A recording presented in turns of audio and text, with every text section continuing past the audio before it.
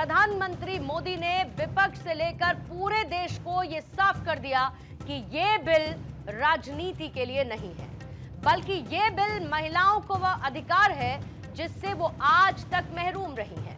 महिला आरक्षण संशोधन बिल पर आज संसद के विशेष सत्र में चर्चा का आगाज हुआ, जिसमें प्रधानमंत्री मोदी के संबोधन ने कई बातों को डिकोड कर दिया है।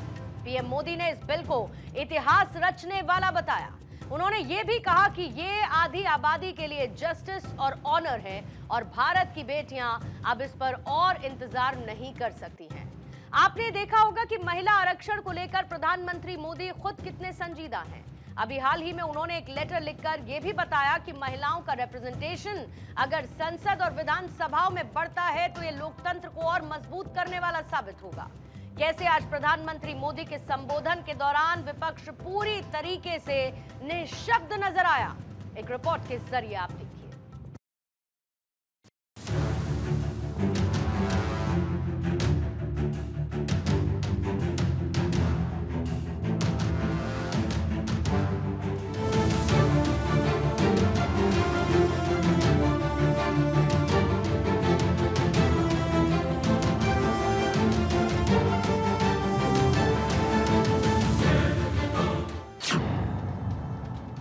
मोदी का शक्ति पथ, विपक्ष निशब्द। शब्दों का खेल करने की हमें जरूरत नहीं।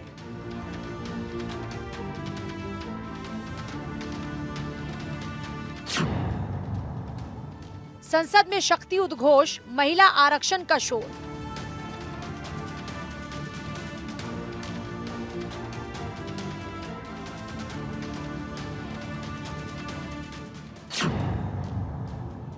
आधी आबादी, संसद में अब पूरी भागीदारी।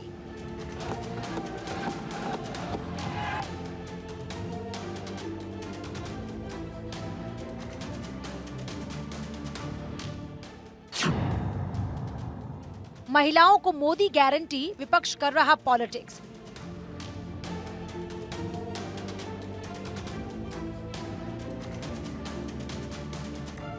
संसद में 15 घंटे और इन 15 घंटों में देश की हर महिला की निगाह लोकतंत्र के इस मंदिर पर टिकी रहेगी। वजह है यहाँ से आधी आबादी को उस खुशखबरी के आने का इंतजार है जिसकी राह देश की महिला शक्ति अरसों से देख रही थी।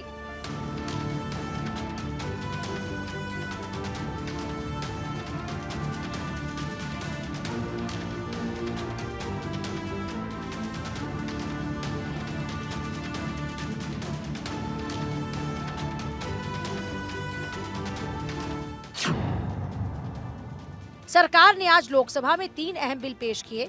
इनमें महिला आरक्षण से जुड़ा संशोधन विधेयक 2026, दूसरा परिसीमन विधेयक 2026 और तीसरा केंद्र शासित प्रदेश संशोधन विधेयक 2026 शामिल है। इन विधेयकों का मकसद 2023 में पारित महिला आरक्षण कानून को पूरी तरह से ऑपरेशनलाइज करना है। केंद्रीय कानून मंत्री अर्जुन राम मेघवाल ने इन तीनों बिलों को आज लोकसभा में पेश किया, जिस पर पीएम मोदी ने कहा कि ये बिल साथ मिलकर पास कराएंगे तो सभी का फायदा होगा। आज जीवन के हर क्षेत्र में हम देखें कि नारी शक्ति देश के गौरव को बढ़ाने वाले परचम लहराने में कहीं पीछे नहीं है जी। हम गर्व कर सकें इस प्रकार से जीवन के अलग अलग क्षेत्रों में आज हमारी माताएं बहनें बहुत बड़ा योगदान, हमारी बेटियां तो कमाल कर रही है जीवन के हर क्षेत्र में। उसको हम हिस्सेदारी से रोकने के लिए क्यों इतनी ताकत खपा रहे हैं जी? उनके जुड़ने से सामर्थ्य बढ़ने वाला है। और इसलिए मैं आज अपील करने आया हूं आपके पास कि इसको राजनीति के तराजू से मत तोलिए। ये राष्ट्रहित का निर्णय है।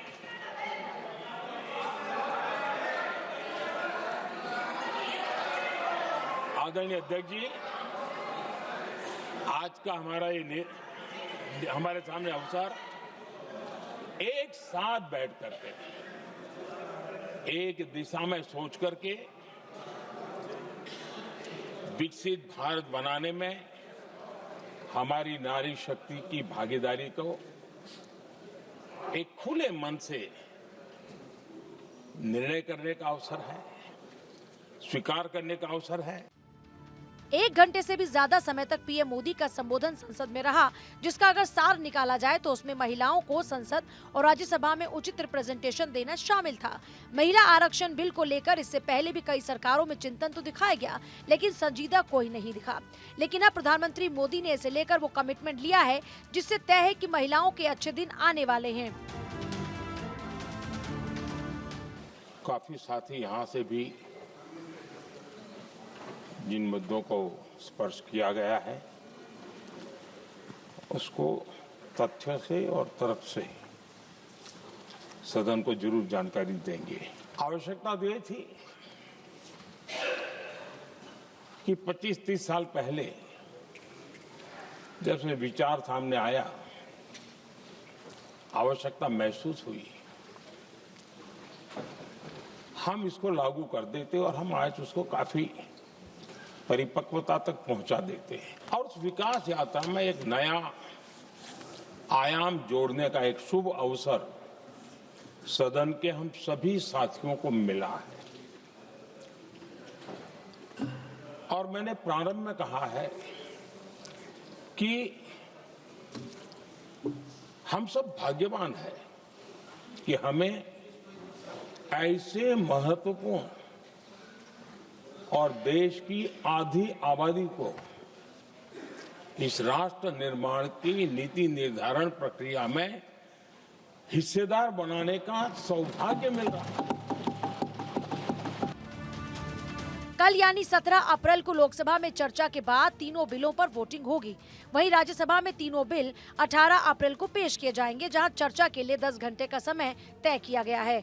18 अप्रैल को ही राज्यसभा में चर्चा के बाद वोटिंग कराई जाएगी। मोदी सरकार ने बिल को लेकर पूरी तैयारी की है। वहीं विपक्ष भी बिल के विरोध में उतर आया है। विपक्ष का कहना है कि महिला आरक्षण बिल के विरोध में नहीं है, लेकिन इससे जुड़े परिसीमन को लेकर उनका विरोध है। हालांकि पीएम मोदी ने इसे लेकर वो जवाब दिया जिससे पूरा विपक्ष निशब्द हो गया।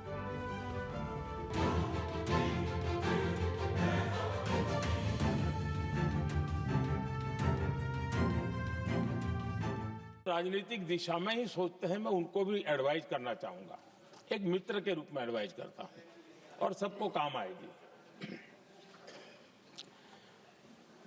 हमारे देश में जब से विमेन रिजर्वेशन को लेकर के चर्चा हुई है और उसके बाद जब जब चुनाव आया है, तो हर चुनाव में महिलाओं को मिलने वाले इस अधिकार का जिसने विरोध किया है, जिसने विरोध किया है, देश की महिलाओं ने उन्हें माफ नहीं किया है। उनका हाल बुरे से बुरा किया है। अगर हम सब साथ में जाते हैं तो इतिहास गवाह है कि किसी एक के राजनीतिक पक्ष में नहीं जाएगा, ये देश के लोकतंत्र के पक्ष में जाएगा, देश के सामूहिक निर्णय शक्ति के पक्ष में जाएगा और हम सब उसके यश के हकदार होंगे। न ट्रेजरी बैंक उसका हकदार रहेगा, न मोदी उसका हकदार रहेगा, यहां बैठे हुए सब हकदार रहेंगे। देश में करीब 650 से ज्यादा जिला पंचायतें हैं। करीब 225 महिलाएं उसका नेतृत्व करती हैं। एक कैबिनेट मिनिस्टर से ज्यादा जिम्मेदारी होती है उन पर, काम करती हैं वो। करीब 6700 ब्लॉक पंचायतों में से करीब 2700 से ज्यादा ब्लॉक पंचायतें ऐसी हैं जिनका नेतृत्व महिलाओं के हाथ में है। आज देश में 900 से ज्यादा शहरों में अर्बन लोकल बॉडीज की हेड के रूप में महिलाएं काम कर रही हैं।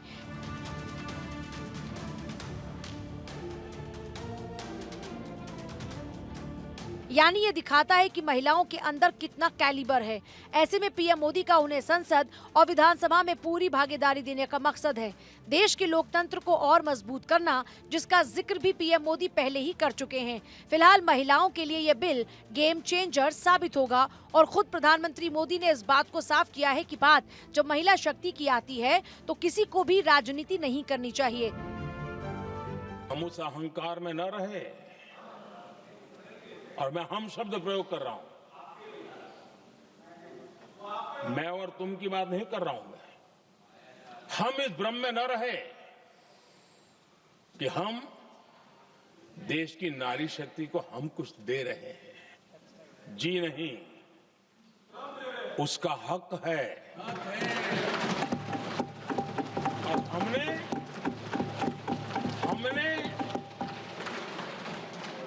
कई दशकों से उसको रोका हुआ है। आज उसका प्रायश्चित करके हमें उस पाप में से मुक्ति पाने का ये अवसर है कि हम 33% महिलाओं के आरक्षण का विरोध कर पाए। वो तो जमाना चला गया, आपको करना नहीं है, लेकिन कहने की हिम्मत भी नहीं है। और इसलिए टेक्निकल बहानेबाजी, ये करो तो ये, वो करो तो वो, डिगरा करो। अब देश की नारी को नहीं समझा पाओगे। सदन में नंबर का खेल क्या होता है वो तो समय तय करेगा, लेकिन ये पक्का है कि अब इन भांति भांति के बहानेबाजी, भांति भांति टेक्निकल मुद्दों के आधार पर चीजों को उलझा करके 3 दशक तक इसको अड़ंगे डाले, हमने फंसा के रखा। आपने जो अचीव करना था कर लिया, अब छोड़ दो ना भाई। मोदी है तो मुमकिन है, ये बात एक बार फिर साबित हुई। महिला आरक्षण अब सिर्फ सपना नहीं रहने वाला, बल्कि जिस तरह से सरकार ने प्लानिंग की है उससे इतना तय है कि यह हकीकत में बदलने वाला है। और इसका श्रेय अगर किसी को जाता है तो वो खुद देश के प्रधान सेवक हैं, जिन्होंने महिलाओं को उनका हक दिलाने का बीड़ा उठाया था। और ये संकल्प पूरा होता हुआ दिखाई भी दे रहा है।